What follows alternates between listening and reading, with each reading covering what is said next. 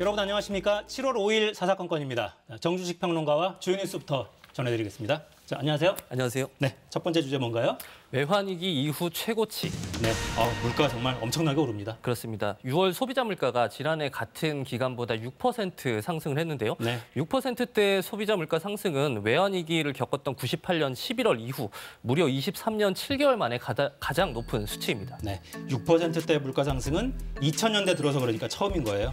기름값 많이 오른 게 가장 큰 요인이죠, 역시. 그렇습니다. 경유가 1년 전보다 50%, 휘발유가 50%. 1년 전보다 31%가 올라서 공업제품 물가를 9.3% 상승시켰고요.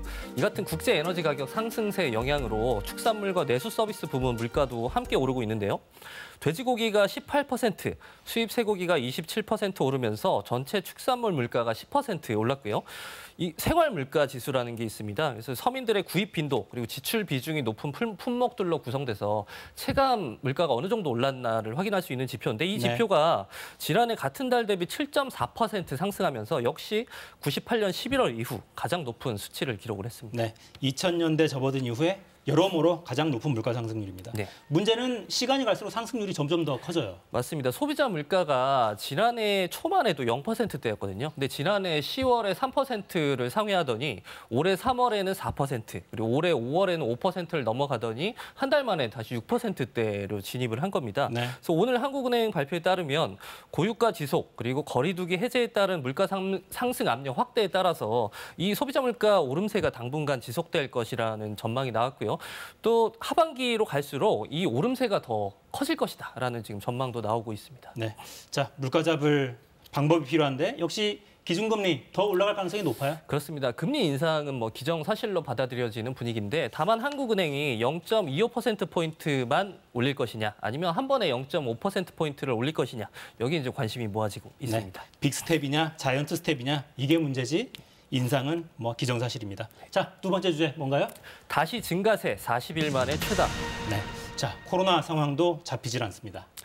오늘 코로나19 신규 확진자 숫자가 18,147명으로 집계되면서 40일 만에 최다치를 기록했습니다. 네, 그러니까 증가 추세가 좀 뚜렷해지는 거죠? 그렇습니다. 오늘 신규 확진자 숫자는 지난 5월 26일 이후에 최다 숫자고요. 그리고 감소세가 이어지던 와중에 신규 확진자 수가 다시 늘고 있는데 어제보다 12,000여 명이 늘었고요. 지난주 같은 요일보다는 약 8,000여 명이 더 증가했습니다. 네, 자, 이제 곧 휴가철이라 이동 많아지고 접촉 많아질 수밖에 없어서 걱정인데 재확산 가능성 높다. 방역 당국도 이렇게 판단하죠? 그렇습니다. 코로나19 감염 재생산 지수가 1.05가 나타났는데 지난 3월 넷째 주 이후 처음으로 1보다 높은 숫자로 올라선 거죠. 네. 유행 확산 속도의 관찰이 필요하다는 방역 당국의 입장이고요.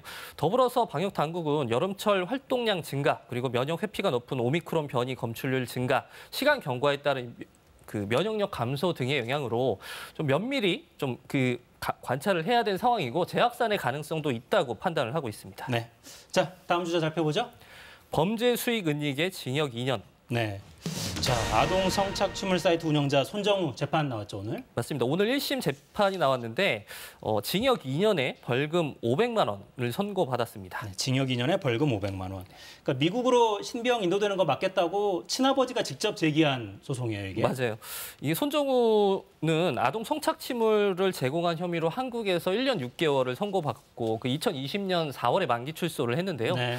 이후에 미국 법무부에서 범죄인 인도 조약에 따라 송환 요청이 있었어요. 근데 이 송환을 막고자 아버지가 직접 아들을 고소고발을 한 건데요. 이 고소고발의 내용을 보면 성착취물을 배포해서 얻은 수익 약 4억 원 상당의 이익을 여러 암호화폐 계좌를 통해서 현금화한 다음에 이 현금으로 인터넷 도박을 했다는 거예요. 근데 이 혐의가 미국 연방법으로 적용을 시키면 국제자금세탁법 위반이 되거든요. 근데 만약에 미국에서 이 재판을 받게 되면 최소 20년에서 최장 60년까지 징역형을 선고받을 수 있는 상황이어서 이 아버지 판단으로는 미국 법원보다는 한국에서 관련 제목을 처벌받는 것이 낫다고 판단한 것이죠.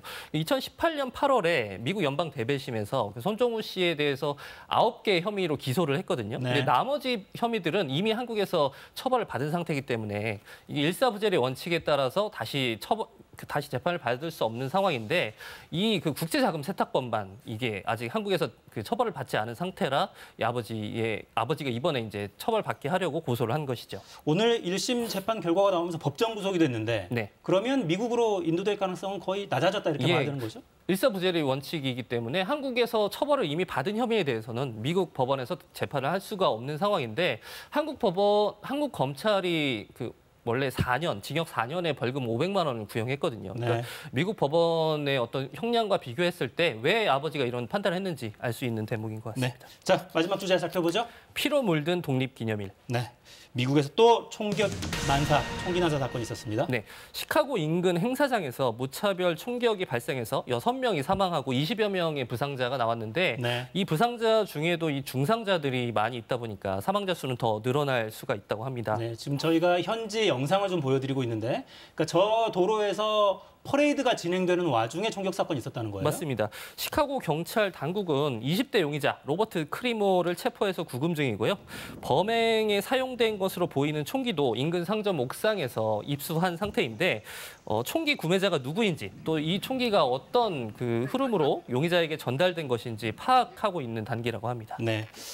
최근에 미국 총기 난사 사건이 굉장히 많이 발생하고 있는데 관련 법안이 통과되긴 했죠. 맞습니다. 지난 5월에 텍사스 유벨디 초등학교 그리고 뉴욕주 슈퍼마켓 등에서 잇따라서 그 무차별 총기 범죄가 일어나자 미국 의회가 총기 규제 법안을 통과시켰고 바이든 대통령이 여기 서명을 했는데요. 이번에 통과된 법안 내용을 잠깐 보면 총기를 사려는 18세에서 21세의 신원조회를 위해서 미성년 범죄와 기록을 제공할 수 있게 하고 미성숙한 21세 미만 총기 구매자의 정신건강 상태를 관계당국이 최소 열흘간 관찰할 수 있게 하는 법안 내용인데요.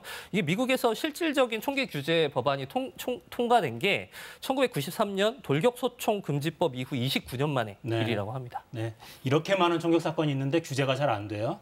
미국 헌법 정신에 이렇게 명시된 바가 있어 좀 어려운데 또 어떻게 진행될지 한번 지켜보겠습니다. 자, 정주식 평론가였습니다. 고맙습니다. 감사합니다.